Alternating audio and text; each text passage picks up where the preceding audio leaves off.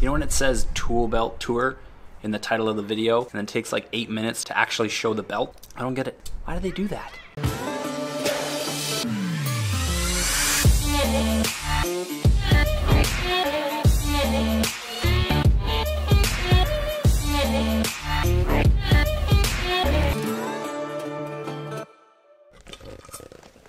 Oh, I'm the worst Canadian ever. That's disgusting. What's up everybody, Mark here from Remarkable Woodworks, and today I'm going to take you on a tour of my brand new custom leather tool belt.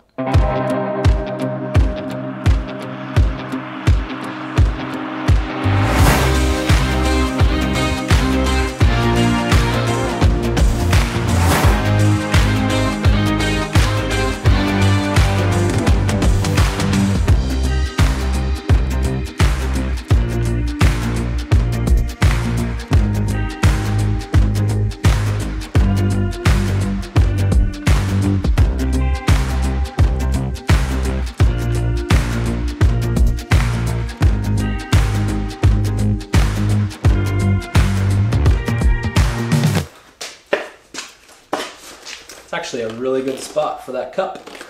Okay, about the belt. This is a custom leather belt from Acubus Tool Belts, run by Luke, who's a Canadian carpenter way out in the West Coast, Alberta, BC, somewhere in and along there. So I don't normally load my tool belt up like this. I just wanted to be able to show how much stuff that it can carry. Spoiler alert, it's a lot. Now the best part about Acubus, I really hope I'm saying that right, because if not, this is gonna be embarrassing. Now the best part about Acubus leather is that you can buy tool belts that are pre-made, or you can customize your own belt to suit your own needs, which is exactly what this is. I do a lot of interior trim carpentry, but in the summer times I do a lot of framing for decks, fences, that sort of stuff.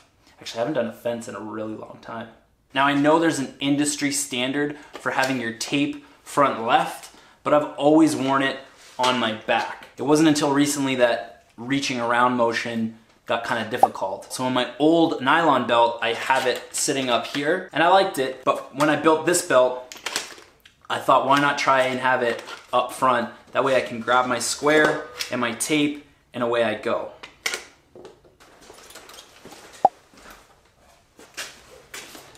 Had to write down what everything was because I'm terrible with names. All right, so on my right hand side, I'm wearing the D1 drywall bag. Yeah, that's right. It's so small and so compact, but it's still able to hold a ton of tools.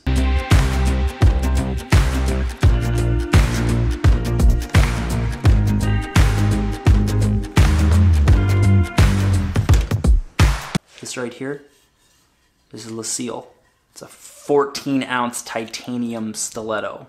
Hickory handle, slippery a little bit, so just added that Canadian touch, some hockey tape. Whew, she's a beauty. It was gifted to me by the Straw Hat twins.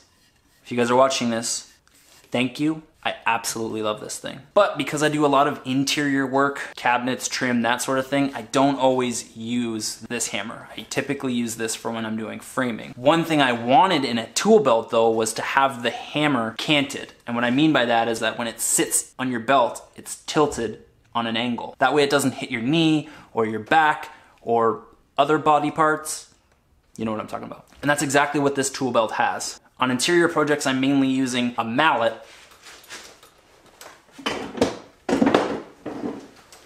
like this one, and it fits in there just as easily. I also have spots for my Olfa knife, my Pica pencil, my angle finder, nippers. If you guys don't have a set of nippers, I said nippers, and if you don't have a set of them, go get a pair right meow.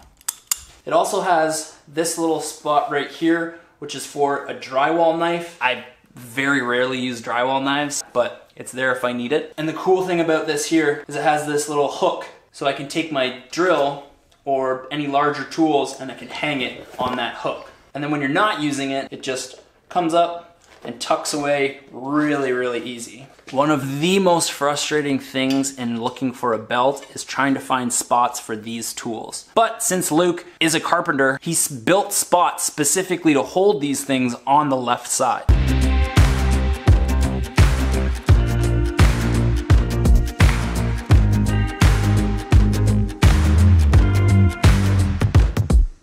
For my left side, I went with the LT2 Max. LT1 Max. I actually only bought the right side first, and then I liked it so much, I went back and ordered this LT1 Max. He does have different versions of the bags, so you just have to check out the website to find out which one suits your needs.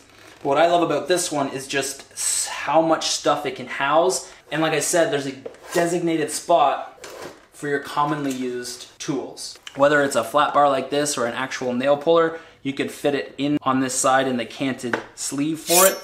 Plus, in between the two bags, there's a spot designated to hold your speed square.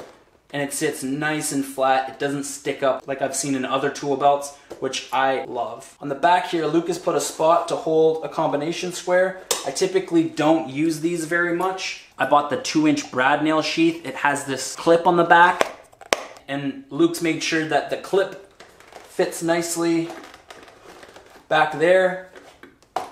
So another thing that I ordered specifically for my belt was this super belt. It has a quick release button. So instead of trying to mess around and undo this and fight with this strap to go back in all the time, all I have to do now is just push on this metal clip and it comes out so easy. Whew, it's so smooth. I could do this for hours.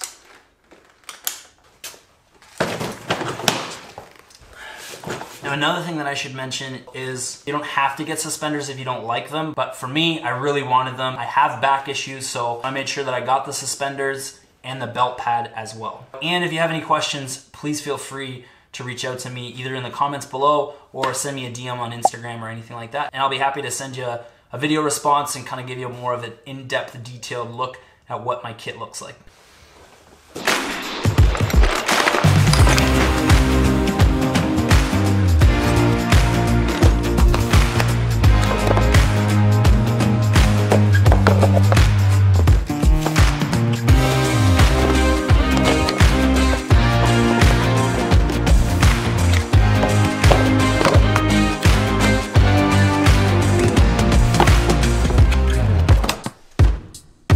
Anyways, I think that's pretty much it for this week's episode. Oh wait, there's this guy. So you've probably seen this floating around in my other videos. This is their pocket protector. There's a spot right there to hold your pencils. I've been using to hold my OFA knife as well as a 1-inch putty knife.